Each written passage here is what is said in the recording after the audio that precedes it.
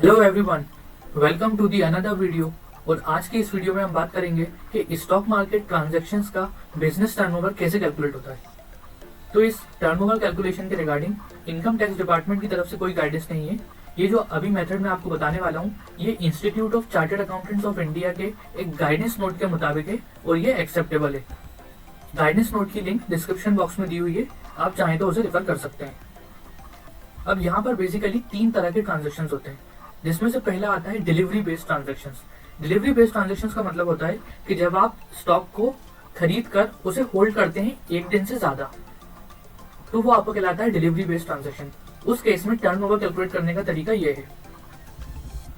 मान लीजिए ITC company के आपने 100 शेयर्स बाई किए 210 रुपए के रेट से 21,000 रुपए के, और उन्हीं 100 शेयर्स को आपने 230 रुपए पर बेच दिया।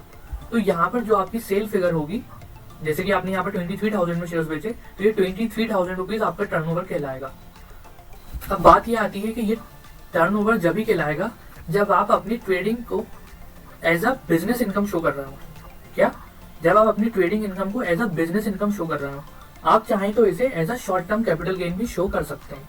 वहां पर फिर टर्नओवर की बात नहीं आएगी, वहां पर फिर कैपिटल गेन कैलकुलेट करना होगा। अब हम आते हैं अगले ट्रांजेक्शन पर, स्पेक्युलेटिव ट्रांजेक्शंस।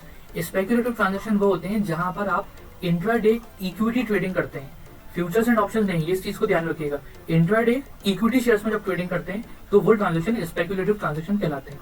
यहाँ पर फिर हम एग्जांपल लेते हैं कि आईटीसी कंपनी के 100 शेयर्स आपने बाई किए 21,000 रुपए के, वो 23,000 रुपए में बेच दिए।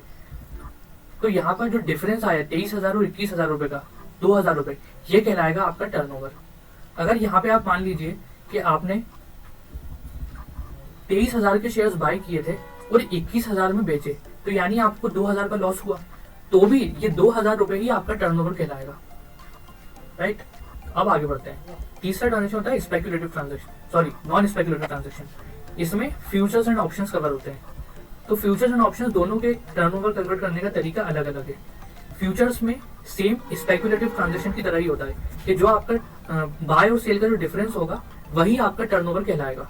पर ऑप्शंस में ऐसा नहीं होता, ऑप्शंस में अलग होता है। ऑप्शंस में आपको क्या करना होता है, जैसे कि आपने आईटीसी का 220 का कॉल ऑप्शन बाई किया 100 यूनिट्स 20 रुपए के हिसाब से 20,000 रुपए की, और आपने सेल किया 30,000 रुपए में।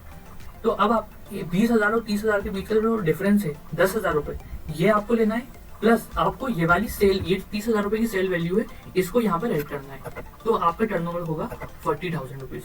अब ये तो हमने देख लिया कि टर्नओवर कैसे कैलकुलेट होता है। अब हम ये समझते हैं कि टैक्स ऑडिट की रिक्वायरमेंट कितने टर्नओवर पे आती है।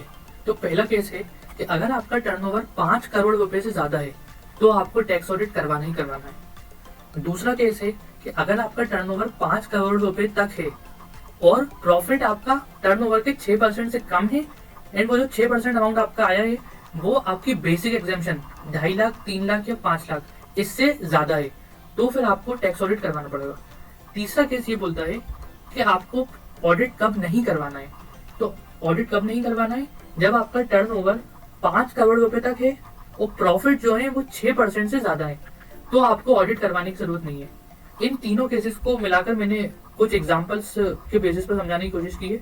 चलिए इसे देखते हैं। ये एग्जांपल सिर्फ उन लोगों के लिए है जिनकी एज 60 ईयर से कम है, यानी कि जिनकी बेसिक एग्जेम्पशन लिमिट 2.5 लाख रुपए है। ठीक है, तो पहला केस, आपका टर्नओवर है 6 करोड़ और प्रॉफिट है 10 लाख रुपए, प्रॉफिट परसेंट है 1.67%। तो यहाँ पर आपको ऑडिट करवाना पड़ेगा। क्यों करवाना पड़ेगा? क्योंकि आप केस 1 में कवर हो रहे हैं जहां पर आपका टर्नओवर 5 करोड़ रुपए से ज्यादा है। सेकंड केस में आते हैं, यहाँ पर भी आपका टर्नओवर 6 करोड़ है और प्रॉफिट है आपका 50 लाख।